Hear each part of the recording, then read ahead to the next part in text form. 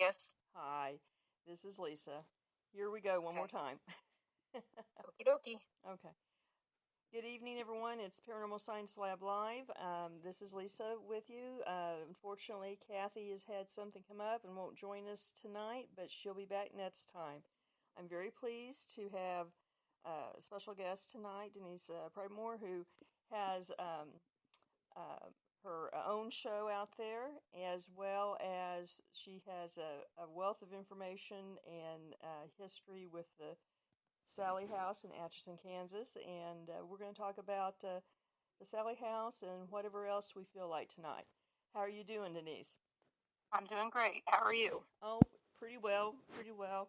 Um, as we were talking earlier, just the normal things, but whenever you can talk paranormal, it makes it a little better, I think. So. Well, it's something I enjoy talking about. And haunted season is upon us. That's right. I mean, we're getting ready for the busy season. I mean, I'm sure you're like us that you end up busy all year round, but Halloween season ends up being just chaotic because it's when a lot of the public think about it that don't otherwise. Right. And like for us, September 10th starts the day tours at the Sally House, and Ron and I will be there every Saturday except for one.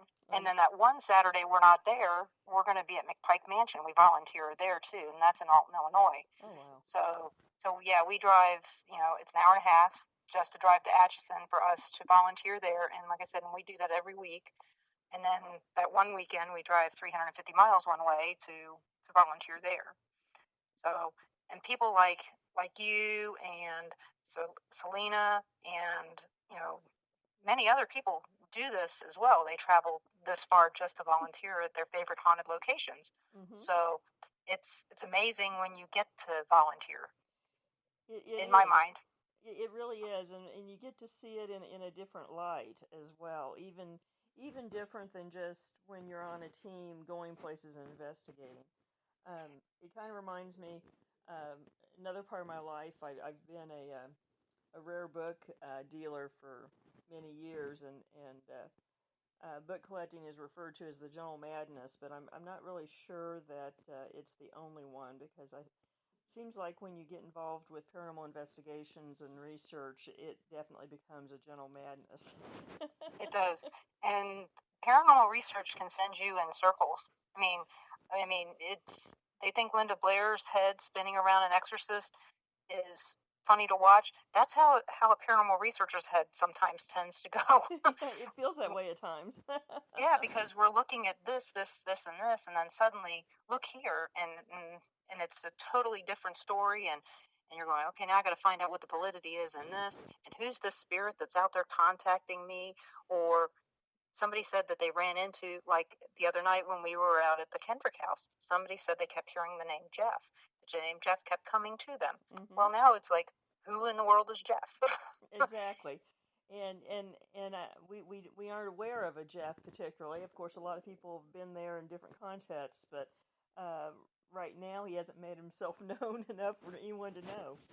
But you actually, when you said going around in circles and the head going around in circles doing this, um, one thing I've noticed over the last couple of years is that for quite a few years doing this, that we all kind of tried to put ourselves in the scientific box, that we're being as objective as we can, trying to use as scientific of a method as possible in these things to get away from firsthand experience and things that are totally subjective.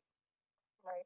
And what I'm finding though is I think it's kind of come full circle, and I think more people are coming back to using sensitives, and I know you're a sensitive, I'm a sensitive, or at least speaking up and saying, I am one, instead of kind of keeping that under our hat.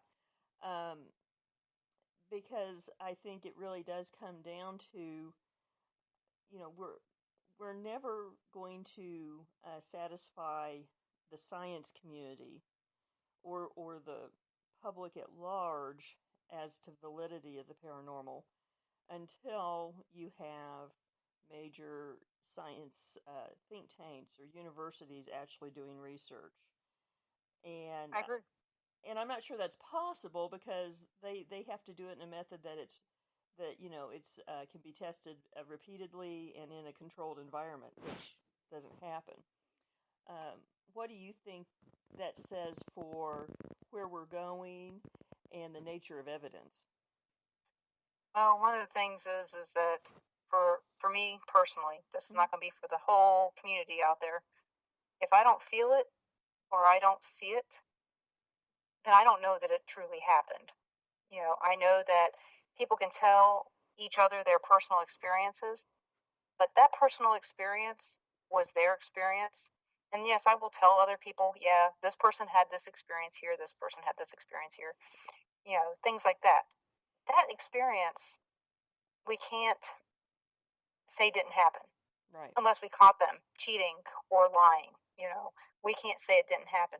So if it wasn't for that feeling or that experience, would we even be going to these locations to find out more in a scientific manner?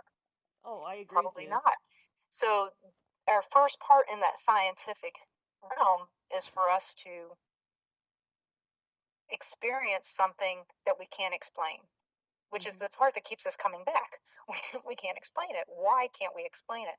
So, the next thing is, you know, like, since you've met me, you already know that I'm asking questions. I Mm-hmm. am I'm watching everything, and I want to know, why is this K2 meter going off, but yet these aren't?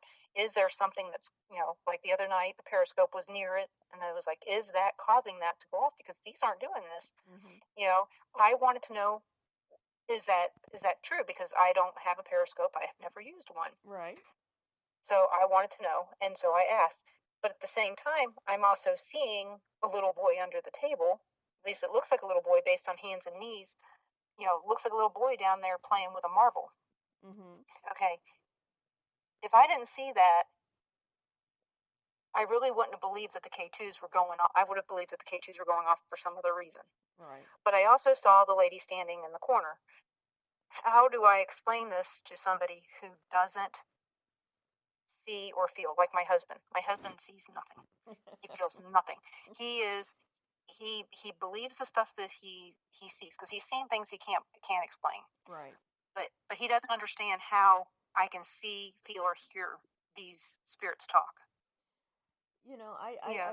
I really think it comes down to, I mean, a lot, we say a lot. I think that everyone has a capacity for it to, at least to some relative degree. And I think that society tends to get a lot of people to sort of put on blinders and ignore their senses, and it becomes habit. Um, but there, I do believe that a lot of it comes down to there are tendencies that run in families usually with these gifts, um, and we're just not all alike. But on No. the other hand, what I've seen so many times is you'll have someone I've never experienced anything, I've never seen anything, and then they have their moment, Aha. you know, and then I've seen people that as they are around activity more and more, they become more sensitive to it. I think basically just figuring out what the tell signs for them are.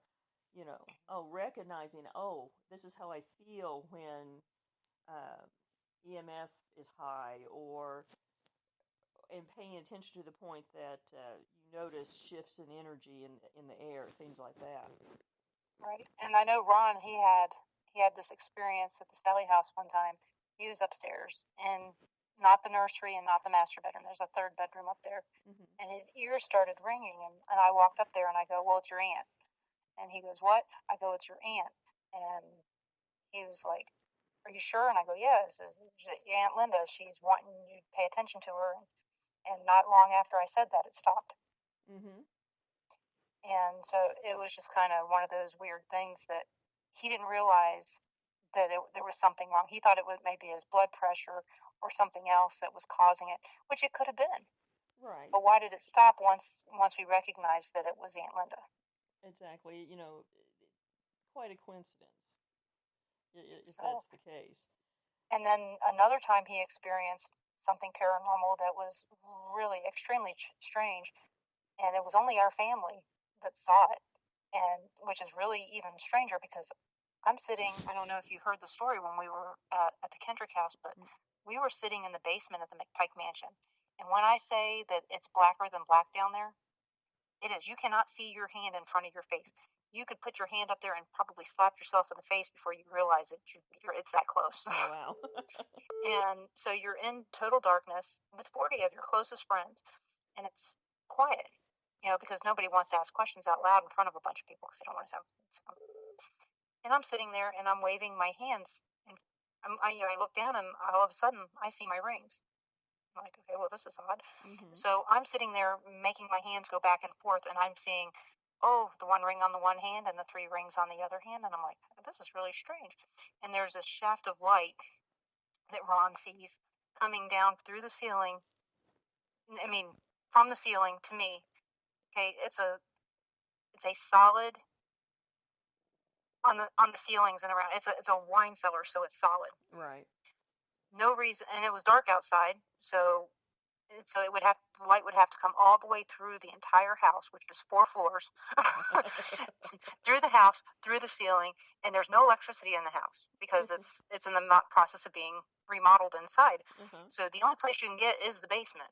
So if there was a hole in the ceiling, which, like I said, there wasn't, we would understand it. But he's sitting there and he's looking and he yells out, "Does anybody see the light on my wife's lap?" Because he's in total disbelief that he can see my hands moving. Right. And Lauren, my daughter, sitting on the other side of me, she goes, "I see it. I see it." And then she goes, "Ow." And the light went away. And I told Lauren, I said, "What happened?" She goes, "I got pinched." And I said, "Well, it was Aunt Lou. She's pissed." And they go, "Why is she pissed?" I said, "Because her two sons are fighting." So as soon as we got out of the basement, I called and I said, "Hey," I said, "you guys got to stop it. Your mom's pissed." And they go, "What?" And I found out later on that the boys were fighting. They're two adult males, and they were busy arguing over something that she felt that they needed to get over. That makes sense. And so it was just really strange. And since then, they started getting along. Well, she got her point But across. yeah, but Lauren, when she got pinched, she goes, "I knew who it was." She goes, "Because Aunt Lou always used to pinch me." And so it was just one of those things that, Ron and me and Lauren and Leah all saw this light, but nobody else did. And I said, because it's meant for Mm-hmm. us, it wasn't meant for anyone else. And coming back from the Kendrick house, we stopped at this battlefield along the way, and there were these 6 little butterflies. And when I saw them, I heard their names. Oh, wow. And it was Ron's mother's family. 6 of her brothers and sisters have passed, Oh, wow. and there were 6 butterflies, and they stayed still long enough for me to take a picture. And I it's like, remember I saw the picture. That was pretty neat. yeah, I mean, how in the hell do 6 little butterflies? Why would I mean? Ron's the one who noticed them, and I'm looking at them, and the only thing that comes into my head is, you know, Dickie and Linda and Larry and Lou and Joy and Fid. I mean, why would these names come into my head all of a sudden when I don't think about them that much? Lou, I do. Let's be honest. I do think about Lou a lot. Mm-hmm. But the rest of his aunts and uncles, I didn't know very well. Right. So I don't think about them a lot. But they weren't making a point to me. They were making a point to Ron's mother. Right. That's why Ron noticed them. I didn't notice them. I heard them, but I didn't notice them. So it was kind of like it was an entire paranormal weekend of stuff because, like I told you when we got there, who is this person? Because they've been making themselves known to me for a couple days before. And I've had that experience different places and times as well. I've always thought of it as, they figure out that you are more aware of them, and then you become a beacon, and so they try to get information across. And then other times it's for specific people, and even if someone's kind of being, you know, thick-headed about the signs, then they may go to another family member or something. But I I certainly I agree. I think that's how it works, and there's no objective way of proving that's true, but except for through experience of how likely are these things to be happening. Right. And everything that I've told, like family, I don't know what's going on with certain people in the family. I Hmm. just don't. So when I talk to them, and they'll go, okay, well, now what did mom say? And I'll tell them what mom said. Not my mom, their mom. Right. I'll tell them what she said, and they're going, how do you know that? Because only me and my wife talked about that in private in our bedroom. Hmm.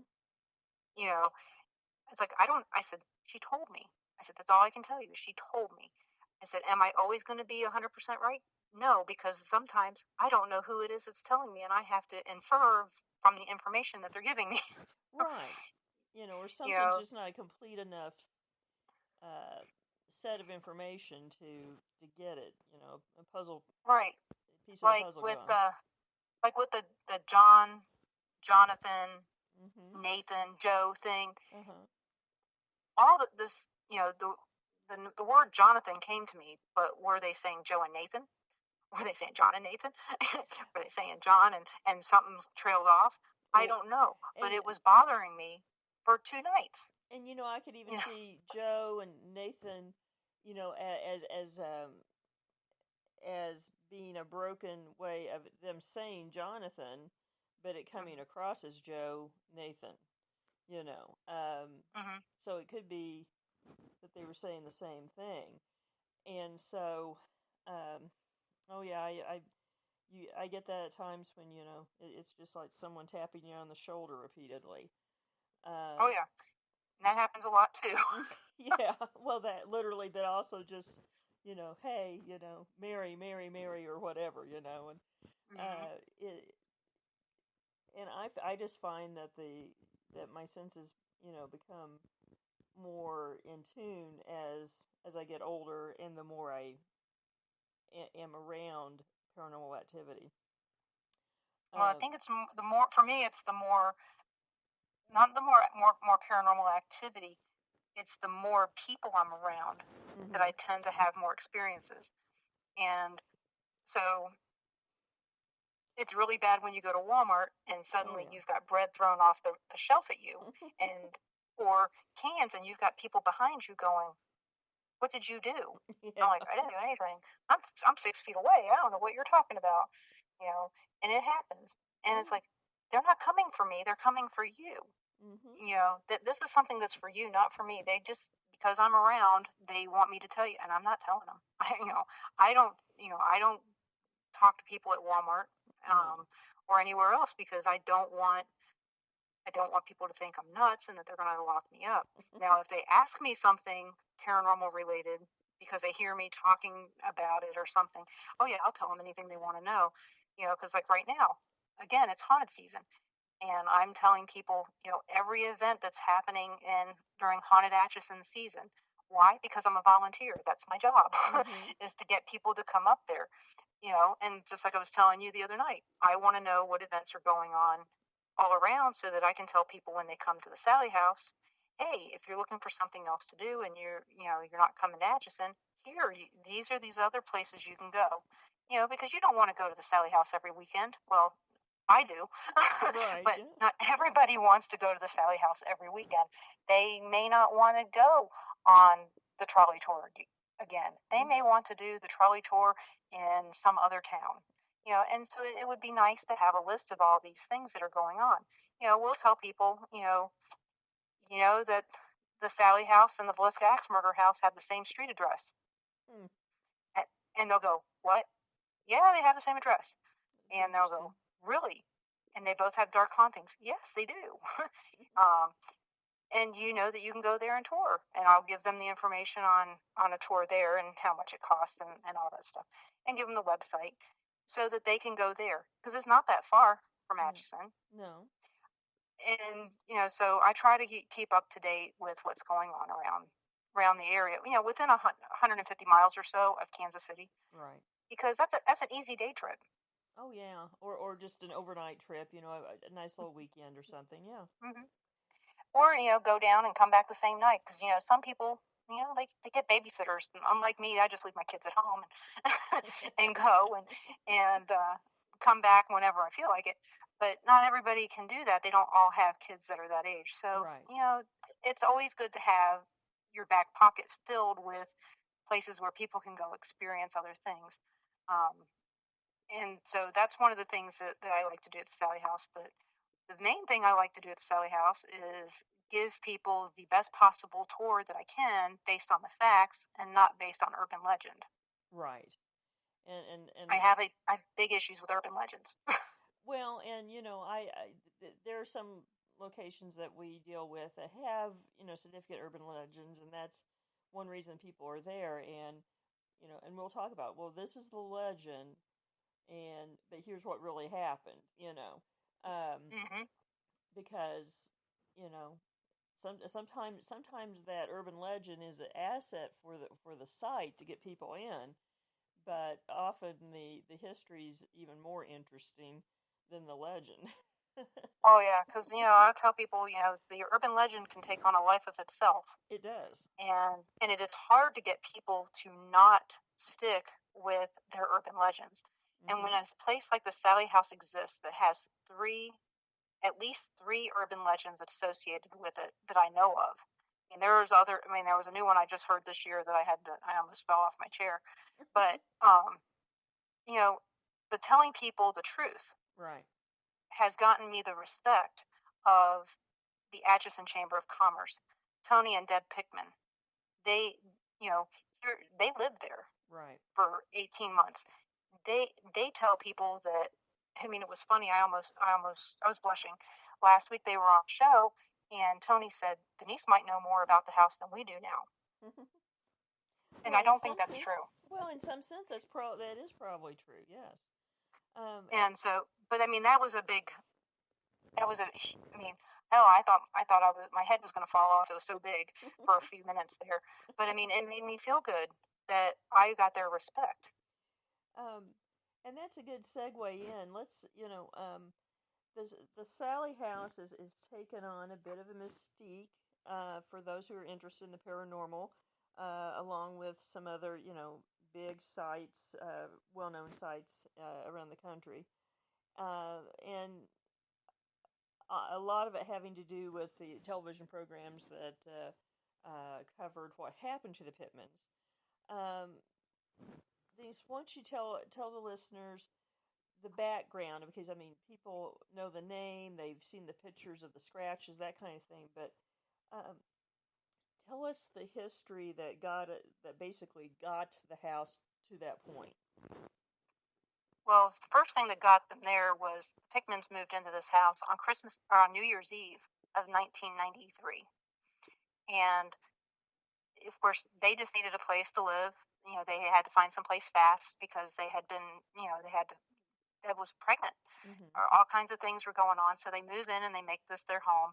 They don't know anything. In fact, the guy who owns the house had just bought it, and he was in the middle of remodeling it, so he had no clue that there was anything going on until the Pickmans moved in.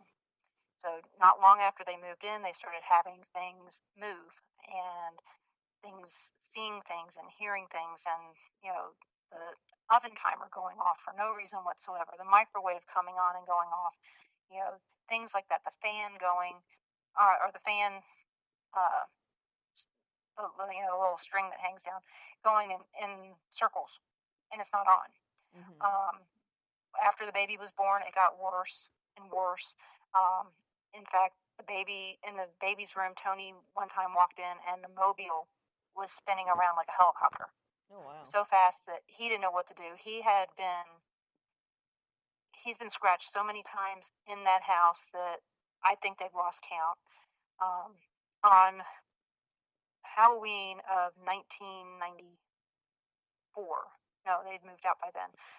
1993, he sees a little girl in his kitchen, and he was so excited he couldn't talk. So he has a tendency to draw. He loves to draw. He's actually a graphic.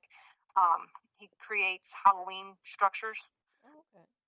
and things like that. So he is a very good artist as far as that's concerned. So he sat down and he drew what he saw and showed it to Deb, and it was a little girl with curly hair and a bow in her hair, and he describes her as being a mulatto child, and um, they called her Sally, but that was because she was called Sally by a local psychic. Her name was Barbara Connor. She's now passed on, Mm-hmm. and she lived in the area. And as soon as she walked in the house, she said she saw a little girl at the top of the steps, and she said the little girl said her name was Sally, and she told them that she was basically a benign spirit, that she wanted to be treated like that. They should treat her like any other child. Punish her if she's bad. Do this, things like that. Treat her like a little girl. And so Deb took that wholeheartedly, and Tony's on the other hand going, I don't think that's a good idea. But that's part of the house. That's part of Right. what people need to understand is that there is something in that house that pits people against each other. But at the time they didn't know that. And probably Um, and probably not. And it's in that case is not really a little child, I would say. no, and Tony's had visions in that house and has since come into his abilities, but and his abilities are not for me to talk about, but Right. that's something he has said. And he says he saw this woman in there. And I mean, if anybody saw Paranormal Witness or Mm-hmm. My Ghost Story, one of the two is the one that they called the succubus. Right. He said he goes they went a little far on that. He goes, but what I did see was this woman like creature with really long fingernails and claws and things like that, and she would try she's held him down on the sofa and in his room, all kinds of stuff. And so he's seeing all this, and this is where he thinks the scratches are coming from. Is this entity? Is it a woman? Is it a man? Is it a non non human entity? Is it oh, what do you call it? An elemental? Mm-hmm. Nobody knows. So throughout the time that they're there, it gets worse and worse, and all of a sudden Tony says, this is it. We need to leave, and so they left that day, and this was like in July of 1994. So they lived there 18 months. During that time, sightings came 4 or 5 times. I don't know for sure. I have to read over everything since haunted season's coming, but it was 4 or 5 times, and they actually caught on tape scratches appearing on Tony, I not remember seeing once that. but Yeah. twice at least. And it was, here it is on live TV. You've got Peter James going, not understanding any of it as to why, he understands what's going on, but he's not understanding why this is happening. Mm-hmm. Um, and he tells the police officer that Sally was there and she didn't like people in uniform. When he came to town, there was all kinds of different things that occurred in this time frame. And Deb said to me, she goes, yeah, when they would come, sightings would come, they would only stay like 2 days, three Mm-hmm. days. That's it. And the house is a small house. So having this film crew there, and the street is not narrow, but it's wide enough to park on both sides. So when they were there, everybody in town knew.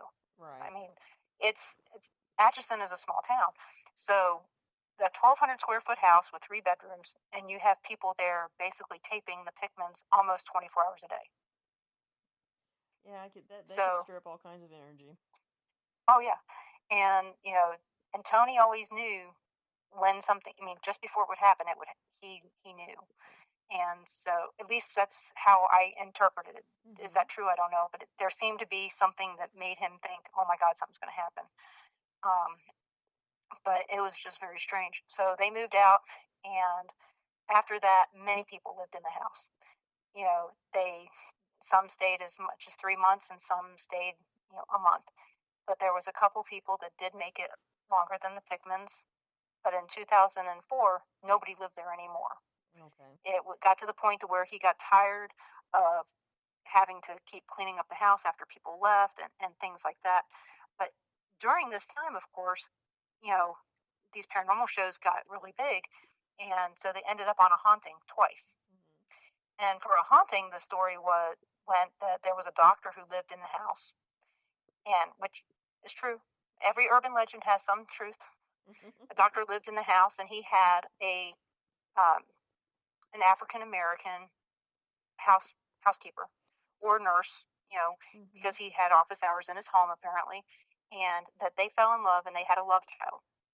And the child made it to 6 or 7, and she ended up with pneumonia, and that she died in the house. And he was trying to take care of her, but they kept all this secret. So that's the reason why there's no birth certificate or any proof that Sally ever existed. So that was the story that they came up with. Now is this based on the Andersons that were there like in the 1950s? No, No. this is just based. Well, I mean, were they trying to tie it to that doctor? No, that doctor did not live in the house. Okay. Ethel Anderson lived in the house, Okay. and she's the one who sold it to Les Smith, and so she was married. But no, to they're the tying doctor. it to, yeah. Okay. Yeah, they were already divorced by then. Her and Okay. the doctor were already divorced. But Dr. Finney did live in the house. But the thing is well, I'll get into the truth in a little bit. So then there was another story that came out called The Heartland Ghost, the story of the Sally House. It was a made-for-TV movie by Sightings. And it had the history that a doctor lived in the house, and that his wife had an affair with a slave. And when the baby was born, it was obviously not his. Right. So he threw the baby out in the snow and let it die. Okay. But just remember who's in the movie. You've got, stars in the movie. I forgot his name because it's so ridiculous. It just makes me go, it's Beau Bridges. That's who it is. Beau Bridges was in it. And it says it's in Centerville, Missouri, which we all know that, they filmed it in the Sally House. Right. But the haunting part of that movie, Deb Pickman says, is the closest to what happened to them in the haunting. The history, that part about the backstory had nothing to do at all with it because, first of all, it's Kansas. Right. Kansas came into the Union as a non-slave state. Atchison was founded by David Atchison, who wanted Atchison to be, put a foothold in the state of slaves. Well, the city of Atchison, when it incorporated, voted out. They didn't want slavery in Atchison. So there were slaves in Atchison for 2 years, but that was prior to the Civil War, and the Sally House was built in 1867. Well, because slavery had been legal in the Kansas Territory for decades before the Civil War, because in any territory, under the territorial law, it was legal, and I kind of wondered, if perhaps when you said a mulatto child, if it could have been a slave child from that time period, maybe even predating the building of the house. Which is possible. Uh-huh. But based on the clothes would have been like 1905, 1900 to 1910. Okay. That they were seeing on the child. So that's the second story. Okay. And so, which is really interesting, that people will go, well, this is the facts. I'm like, yeah, there may have been stuff here, but this land where this part of Atchison wasn't even platted until much later. So if there had been anything there, it would have probably been prior to, 1800. Right. Well, 1804 is when Lewis and Clark came through, and there was nothing there, not even Indians. So we know in 1804 there was nothing. We know that when David Rice Atchison decided to settle in like 1850, we're just going to go with 1850 something, because I don't know exactly the date, but there was hardly anyone there, and he was doing it to stir stuff up. Right. And of course, we all have people like that in politics these days. So we got that going on. Well, then the other story is, let's see, that a doctor lived in the house, and that somebody knocked on the door late one night with a little girl who had bad stomach ache. She was in a lot of pain, and so he decided that she needed an appendectomy. And apparently it makes the doctor look like he's very inept because he doesn't have all the things he needs to put her to sleep. So he uses what he has, and she wakes up on the operating table, and he's already got her cut open and everything. And she gets up and she dies. Well, The that's last thing she sees is a man, and she hates men. yeah. Okay, well, the thing Dramatic, is, as you can hear, there are some threads in all these stories that right? kind of go together. Okay, well, the house was built in 1867, and it was Mm-hmm. finished in 1871. It was built by a man named M.C. Finney. He was an outfitter, and he was one of the first people that people saw because he was also the wharf master. So when you came across the Missouri River, he's the first person that you saw. He's also the person you saw if you were going to go west. He had the horses, the sugar, the bacon, the flour, everything you needed to go west. So he was a very prominent man. So they moved in the house in 1871, and in 1872 he died. Oh, wow. Well, and within that first 2 years, he died. His father-in-law died. His son, Richard Edwin, who was 18 months old, his wife was pregnant when MC died. He died in the house. Okay, all three of these funerals were held in the house. Mm-hmm. Okay, so you go on a little ways, and then the next person to die is James Finney. He lived in the house to the south, and it was built in 1879. Well, they had his funeral in the house, but he didn't die there. The next person to die was William True. He was married to Agnes Finney, and he died, and they had his funeral there. So there's 5 funerals and 4 deaths. The next death in the house is uh, Agnes Finney. In 1939, she died. She lived in the house until 1939. She actually is the person who lived in the house the longest. So in this time frame, we've got all this stuff going on. And her funeral was held at St. Benedict's. So there have been no funerals in the house since like 1914, something like that. Mm-hmm. So we've got all this stuff going on. Well, Dr. Finney, well, he's a little strange. He's not a doctor yet, and he gets into a fight with Ethel Anderson's husband, Dr. Anderson, over $10. That's one of the things. Well, they both pay their fine, and everything's good. Now, is this like Agnes's son or no? No, No. no. MC Finney's wife, Kate. Mm-hmm. She was the matriarch of the family, so she had 5 children. 3 made it to adulthood, and so she's got James Finney, who's already passed. You got Agnes Finney, that she was married but never had any kids, Mm-hmm. and then you got Charles Finney, who is the youngest. So, and that's Kate's favorite son.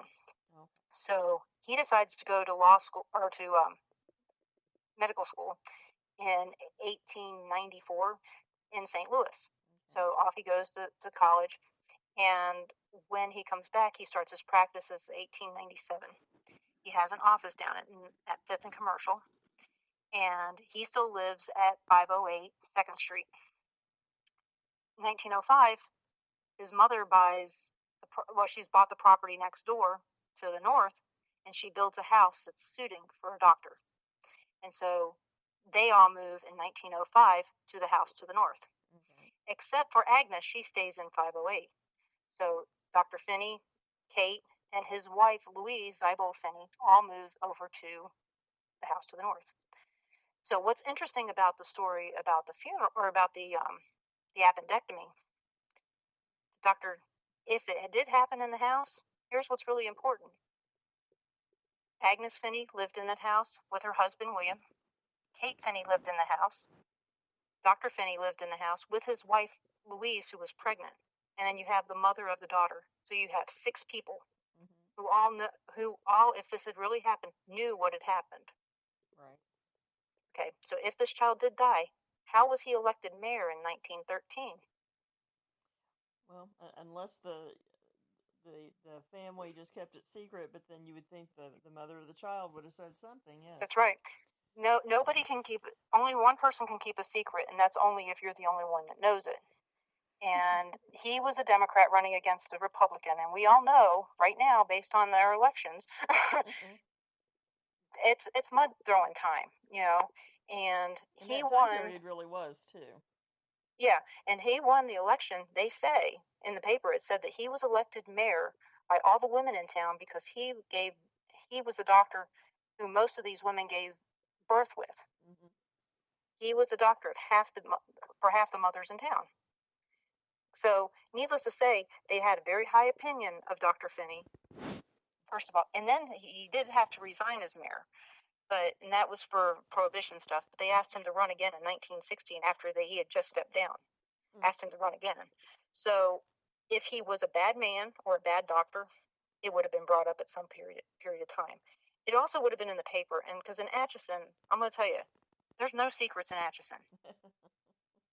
Everything was in the paper, even way back in 1858, 1900.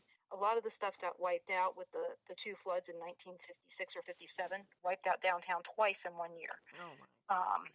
But, there are people around that were still around when the Pickmans were doing research, and they couldn't find anyone to say anything negative about Dr. Finney.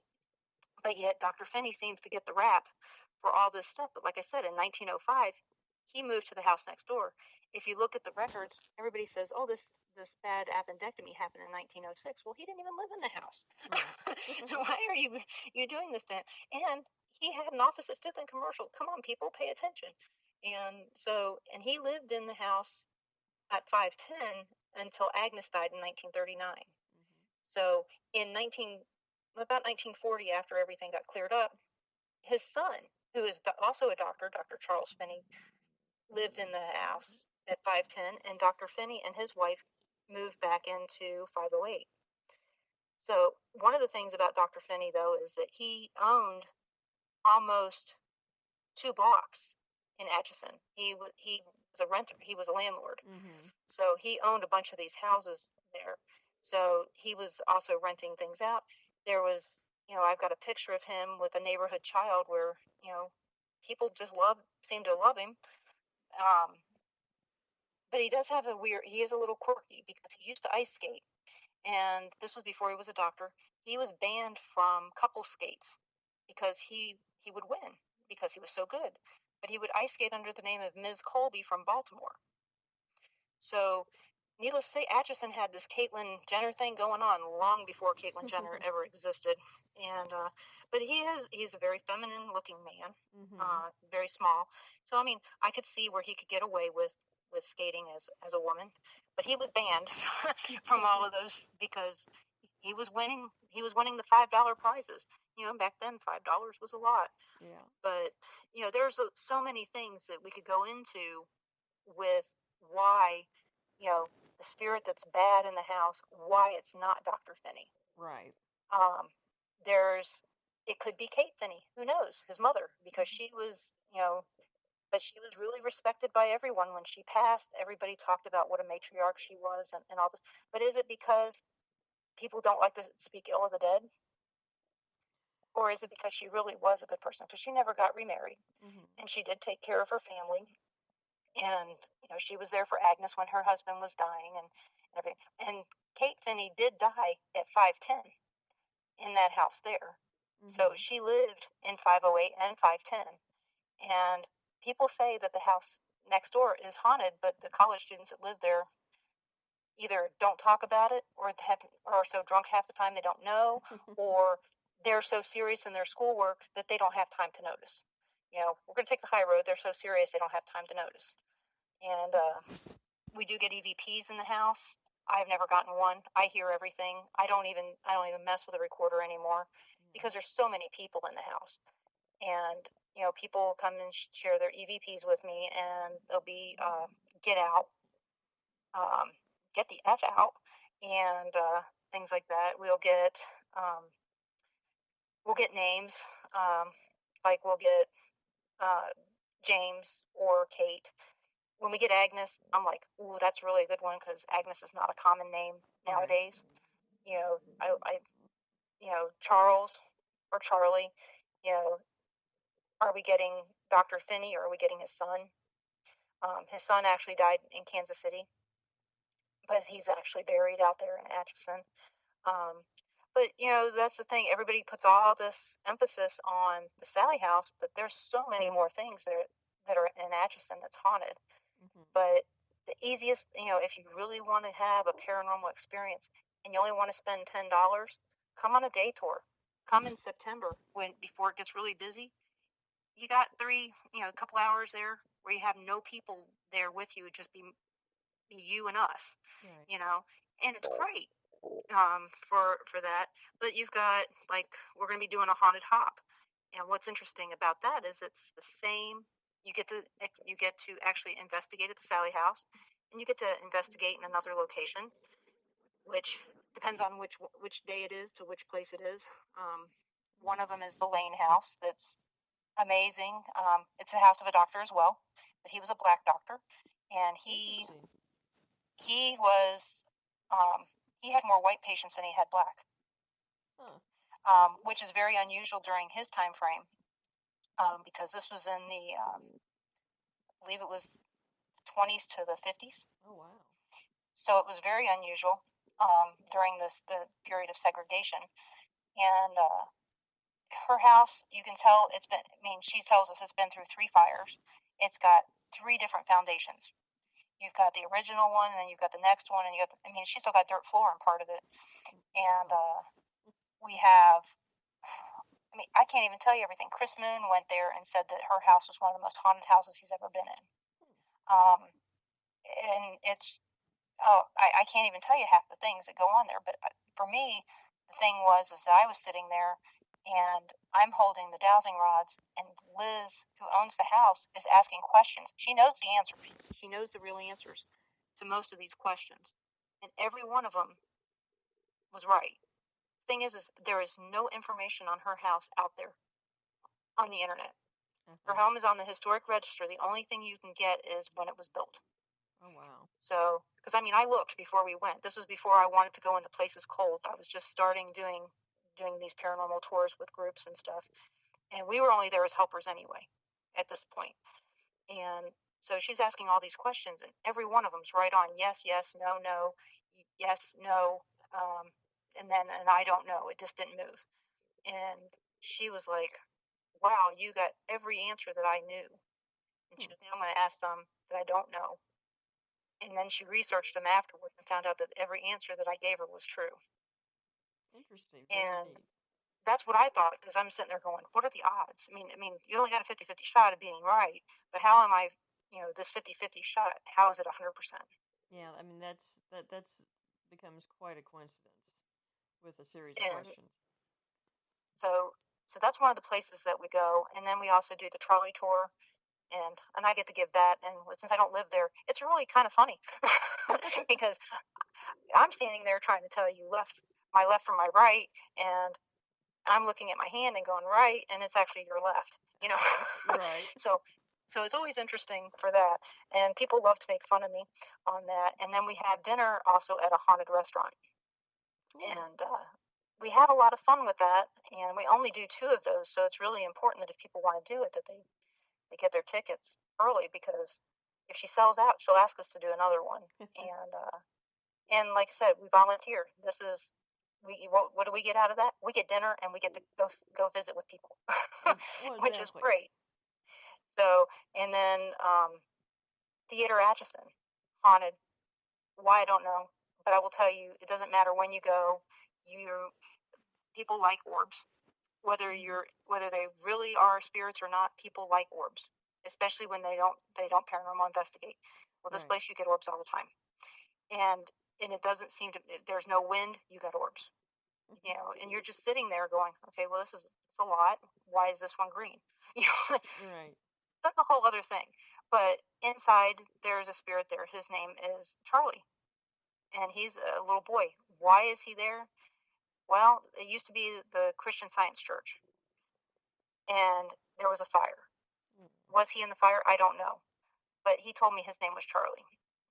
And so there's this stuff going. I mean, is it from the land? I don't know. I can't tell from. I didn't see him. He talked to me. I didn't see him Mm. at this point.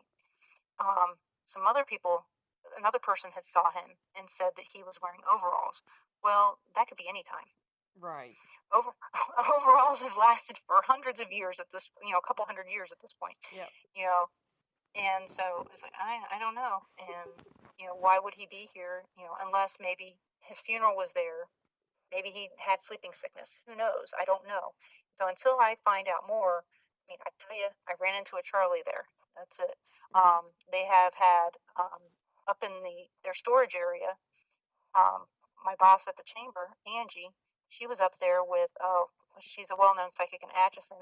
Her name is Kelly Adams, and Mm-hmm. she does gatherings with Kelly Adams and Ghost Hunting 101 up there, and they're up there in the attic, and there's a string that's just hanging there. And Angie asks a question, not just didn't know why. She goes, I just asked a question, and it spun in one direction. Hmm. And she goes, well, that's really neat. And she goes, I asked another question, and it stopped and spun in the other direction. That's So unusual, yeah. so that was very odd. We also have the Eva C. Cray home, which is on the historic register as well. It has paranormal activity. Um, we went last year. Um, my foot was broken, and we went to visit a friend there. She's the lady who owns the house I was talking about that had a doctor in it. Mm-hmm. She's actually the curator there, and she was taking us through. And I said, "Why are there so many children here?" And she goes, "What?" And I go, "There's so many children," and they weren't where the toys were. They were in a different part of the house. I hadn't even gotten to the toys yet. Yeah. And I said, they're just running up and down the stairs. And she goes, well, they had a lot of kids, and some of them didn't make it past childhood. Mm-hmm. And I was like, okay, well, that makes sense.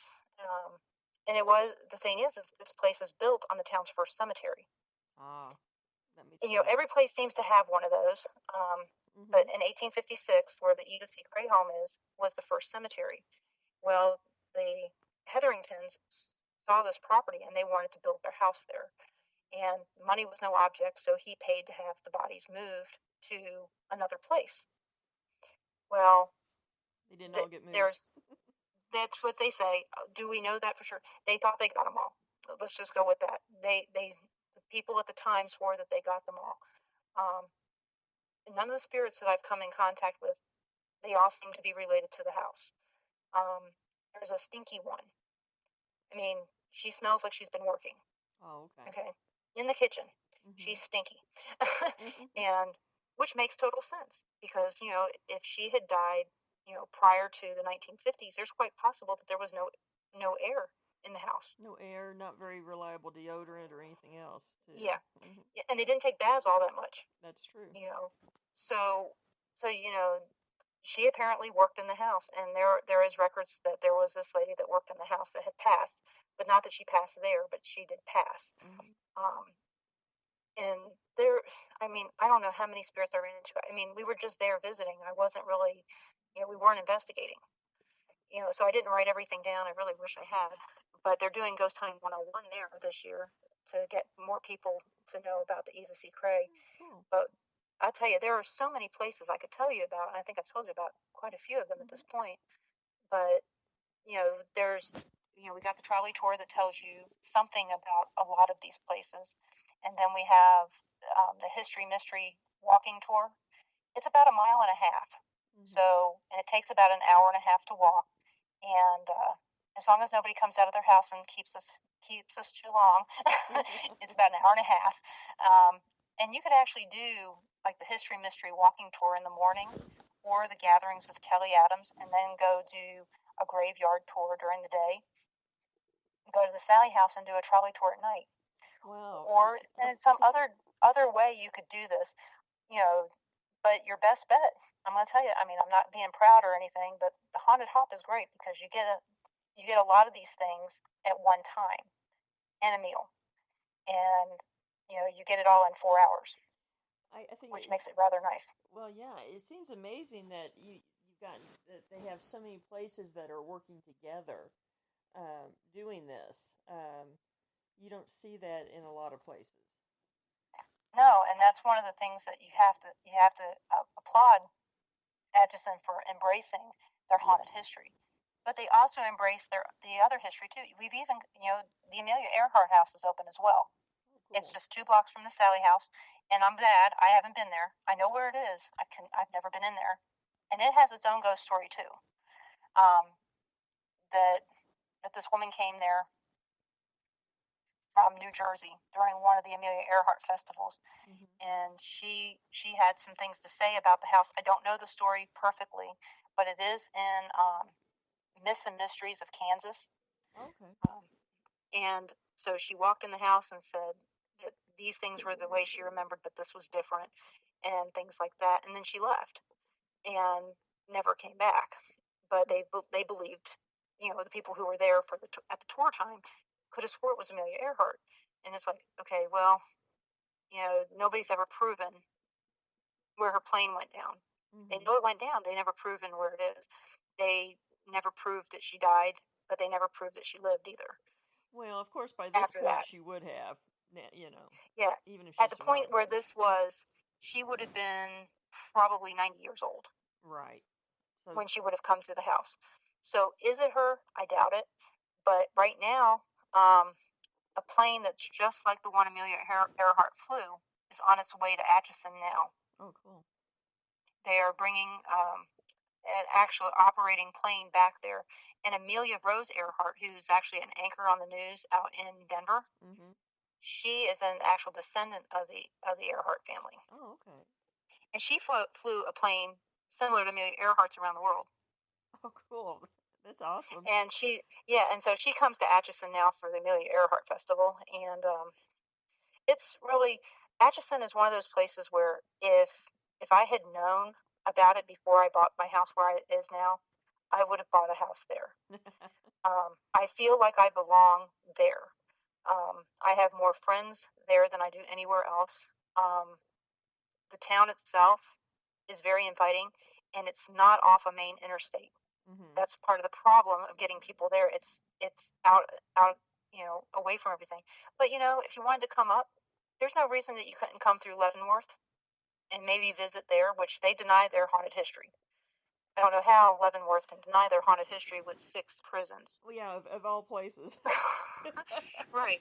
So, there's no reason you couldn't do that, or go to Liberty and go to the Belvoir Winery, or, Uh-huh. the Harris Kearney House in Westport, because it was part of the Battle of Westport, along with the John Warnell House, Mm-hmm. you know, and the Alexander Majors House. There's so many different things that you could do to get up there. Um, but there's no reason that you couldn't just go, hell, I'm going up to Atchison today. It's not that far. Yeah. And go up there and visit from Kansas City, Platte City. Heck, you got Westport or Weston, Missouri. Mm-hmm. Excuse me. They have a little ghost tour as well, and they also have distillery tours, so you can go to Spirits and Spirits, and Not you can always a always good go to the combination. bar. Well, yeah, you've got O'Malley's Pub. It's haunted as well. Mm-hmm. It's an underground bar. We're doing that on September 10th. We're going there to enjoy the spirits and the spirits there with some family. And what's really neat about it is this town's been moved because of flooding. It's been moved. The Oh, river wow. used to be right near the end of their street where they are now, and now it's quite a distance away Oh, because cool. of the Missouri River flooding. So Very neat. I just encourage everyone to find history that they want to know, Exactly. whether it's the Civil War, Prohibition, which a lot of that kind of goes together with spirits, Mm-hmm.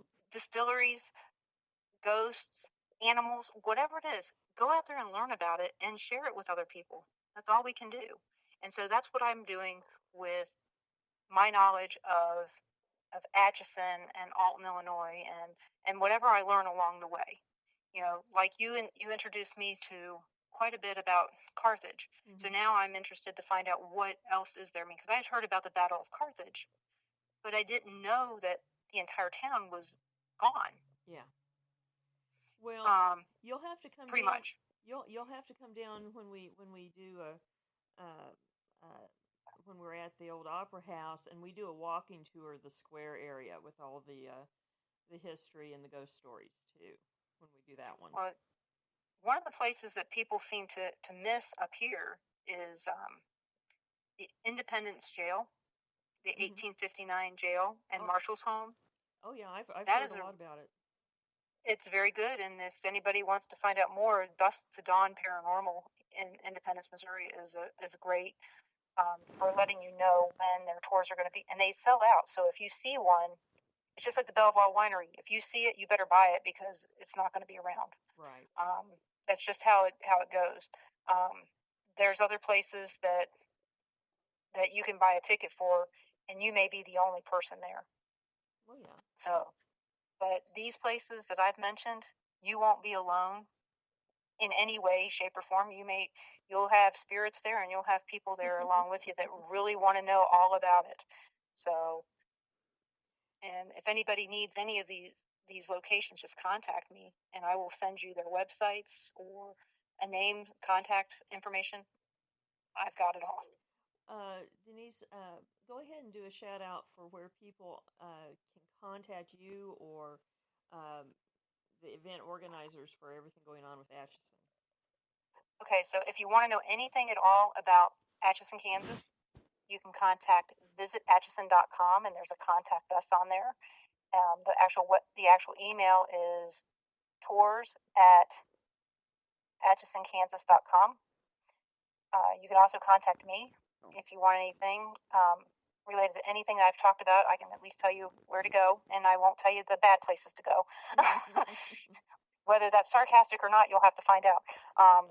Can contact me on Facebook under Denise Pridemore, and then my radio show is on Monday nights at 7 o'clock Central Time on ParanormalKing.com, and I talk paranormal. I don't talk, right now. I'm not talking Bigfoot or aliens, but I may be talking about some conspiracy theories here pretty soon. Who knows? And cool. And the only times I'm not on the air on Mondays is Canadian holiday because my boss is Canadian, or American holidays, and I'm definitely not going to be on there on Halloween this year because I'm going to be at the Sally House. There you go. and if I take off, it's because I'm sick or I'm going to visit the grandbaby in Vegas. So that's about it. And and my radio show, just so you guys will know, the name is The Paranormal Pride. Really easy, and like I said, I can answer any question you got. If I don't have an answer, I'm going to tell you I don't know. And that's one thing that I appreciate and I admire in you and people because it's easy for people to just embellish and there's no need to. I do want to ask, kind of circling back around, what do you think? What is your personal opinion of what's going on in the Sally House? I think that's what people are always interested in. I'm going to tell you there's so many things that go on in there that I believe that the dark entity in there, I don't know if it's a demon. And I'm going to tell you that up front. I don't know if it's a demon because I've never come in contact with a demon that I know of. So unless somebody's out there that knows a lot more than me about how to tell a demon from just a elemental or a dark spirit or just a pissed off man, Yeah. please let me know because I would really like to know. But I do believe that Agnes Finney is the person that we run into when we walk into that house that makes you feel welcome, makes it feel like any other house, and makes you want to sit down and talk. Mm-hmm. I believe that Dr. Finney is there too, but I think he's there to make sure that the truth is told. I don't think he likes being known as, a bad doctor or a bad man. I don't feel that when I'm there. When I feel something bad, and I'm going to tell you, it's not the basement that I feel anything bad in. I don't like the basement because there's bees down there. I'm Right. allergic to bees. Um, I don't like it in the basement as well because it's all limestone, and it makes my vibration kind of weird. Mm-hmm. There is something that's bad that goes down there, but it doesn't stay there. It can be anywhere in the house. I've been scratched in that house 9 times, and all in different places, including outside on the deck. Hmm. So if there is a bad entity in there, which, like I said, I believe there is, it can move around the house anywhere it wants to go. And So and I do feel that that generally is the case, and they can come and go. particularly if you have something fairly strong like that. Right. And like I said, if somebody can prove to me it's a demon, I'm more than willing to listen. If somebody can tell me, you know, I've had a couple mediums tell me that it's an elemental, but how do you prove that? Things like that. So like I said, until I know more, I'm going to tell you whatever it is. It's not nice. Right. But I'm not going to tell you that it's a demon until I myself am more educated. Do you think it focuses on certain people or certain I believe it's on factors? certain people. Okay. I think one of the things that this thing is looking for is somebody that can hear it, who knows what it's going to do. I think that's the reason why it picked on Tony. Mm-hmm. It's looking for somebody that it has to try to control these people that are strong. And I believe that the people who believe that there's a little girl in that house, I believe that they're weak and they're using that person against other people. Again, like I said before, the house pits people against each other. We've watched paranormal groups break up on site. Oh, I've seen those Yeah. kind of things happen, and personally too, as we talked about the other night. Right, and that's one of the things that you have to be stronger than the stuff that's there. Exactly, and I will say, and for anyone listening that follows us, and particularly if you've been in the Kendrick house, I was kind of surprised that you were scratched there. Yeah, I was too. I was really shocked because I was laying on the table that you guys said was used as a makeshift operating table, and it's like something came up through the table and went straight to my back. And and it was, I don't know how far it went down.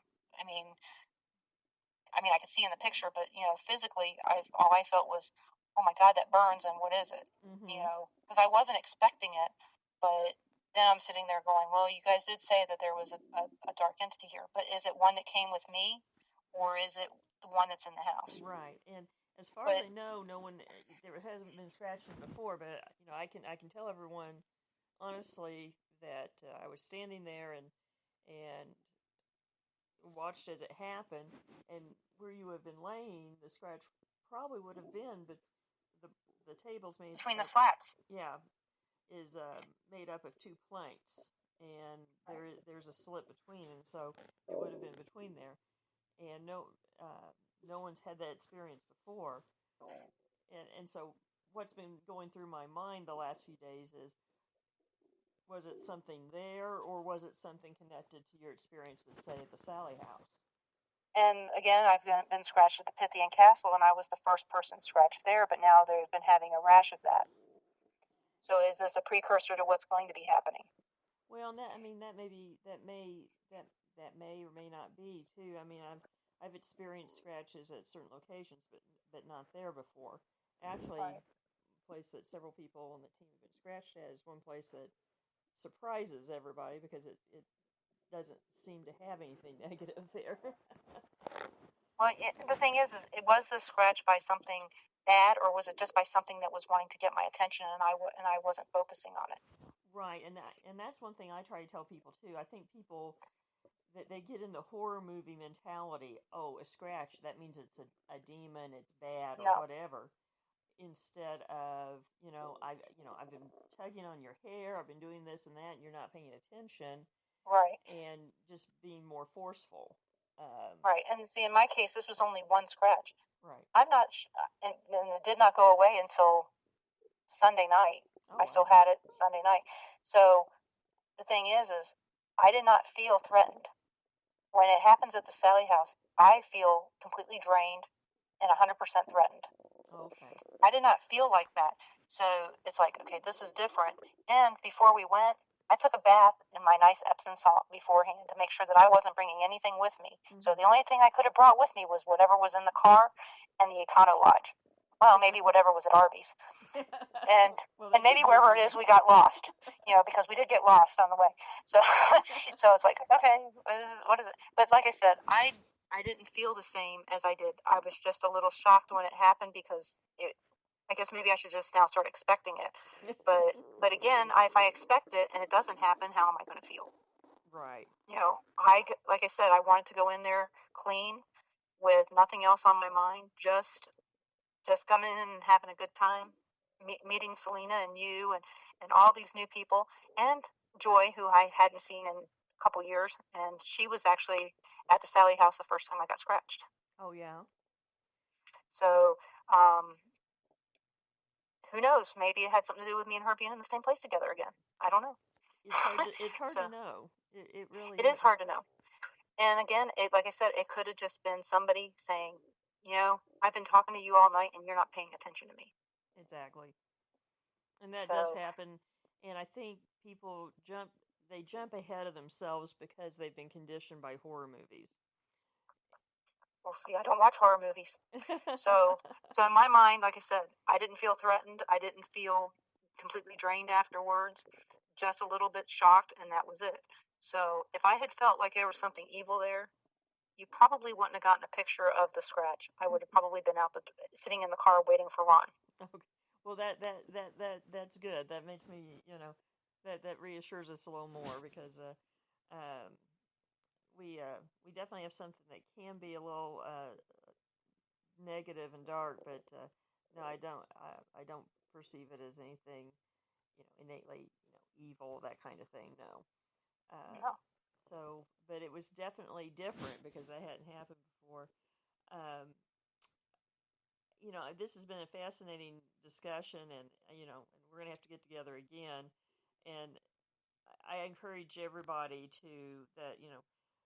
that are in the Midwest, go up to Atchison during the Halloween season, partake of the different events, and experience some of these things because you've got so many places in a small area that doesn't happen a lot, and particularly where they're open to people coming in and experiencing them. Right. And there's only been a handful of places that really embrace that, like Salem, Massachusetts, etc.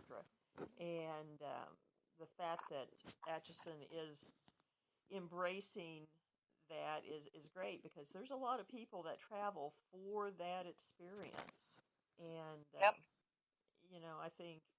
I think more places ought to take advantage of that, and I know we're working on that down here in Carthage. So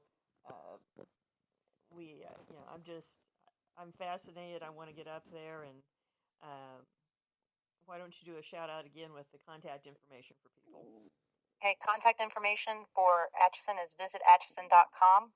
It's got all the information on there. Just up at the top on the menu, you can click Haunted Atchison, and it'll take you to everything that we have. And I'm talking paranormal investigations, graveyard tours, both day and lantern. You've got walking tours that are both day and lantern, trolley tours, coach tours, haunted hops, um, readings, group read, I don't even know what they're called. But one thing with Katrina Cooper, it's going to be dinner, supper with the spirits, and then gatherings with Kelly Adams.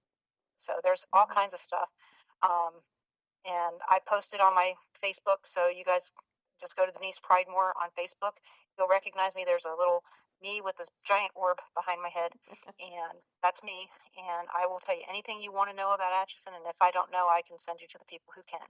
Well, that's awesome, and I sure appreciate Denise. Thank you for spending part of your evening talking with me, and everyone. I encourage you to tune in to Denise's show on Monday night, Paranormal Filler, and give the website address for that. The Paranormal Pride. Paranormal Filler is West Forsyth. Oh, I'm sorry. It's okay. Freudian it's the Paranormal Pride. Paranormal and I am on paranormalking.com every Monday night at 7 Central.